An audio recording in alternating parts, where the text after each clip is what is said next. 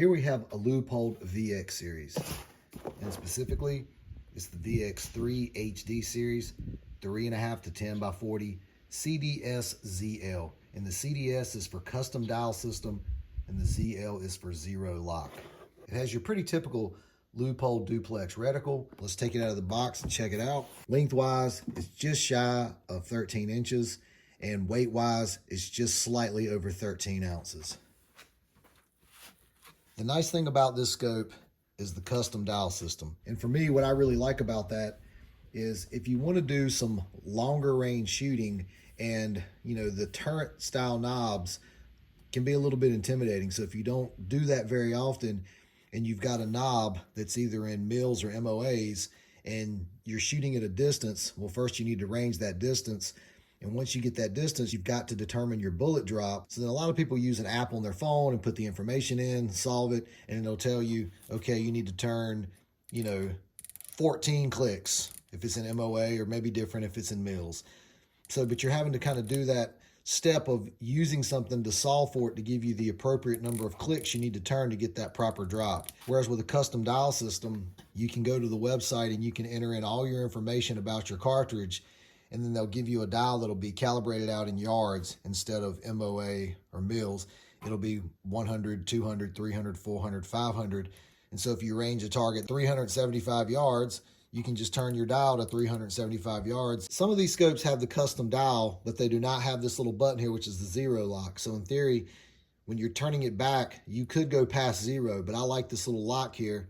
So when you turn back, when you heard that click, that was it locking on zero. And the cool thing about Leupold is when you buy one of these scopes, they're gonna give you one free custom dial. Now, Leupold's gonna give you the first one free, and then subsequent dials after that are gonna be around $80. Now, the one slight drawback to this in terms of getting it set up for you is you're gonna need a chronograph, because you're gonna need to know what your muzzle velocity is for your rifle and your setup. By having the chronograph and knowing what your muzzle velocity is, that'll be the biggest feature that you can have in order to get this set up properly when you order a custom dial from Leupold. In a future video, I'll mount this scope, get it all sighted in, and then we'll take it to the range and test it out. Another nice feature about this scope is going to be the cost. Now, I'm not saying this is an inexpensive scope, but cost-wise, one of the things that's going to help control the cost on this is it being a second focal plane scope. Because if you step up to a Leupold first focal plane scope, you're going to be in the thousands of dollars, whereas this one,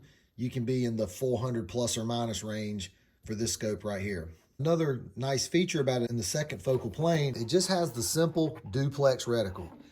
Now, there are other manufacturers that make scopes, and they'll have a reticle, but it'll have additional markers underneath the primary crosshair for additional ranges and different drops.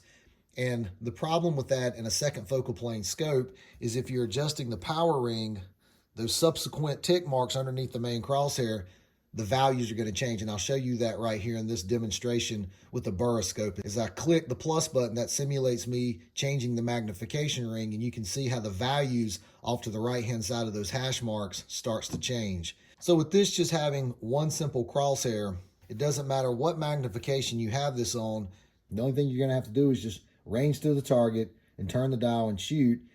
And since you don't have any other hash marks below the main crosshair, you're not going to have to worry about anything going astray as you adjust this magnification ring. This is just a really good kind of middle ground for starting to shoot a little bit longer range and having confidence in what you're doing, but not having to get too in depth with mils and MOAs and trying to have something on your phone to solve it, or a data card to figure that out. Not that there's anything wrong with that. So this just really simplifies the process, and for me, just makes it really fun. Go to the range, set up your targets, range your targets, and then just turn this dial to the appropriate range. And in my experience with similar scopes like this, I'm having really good luck and success doing that.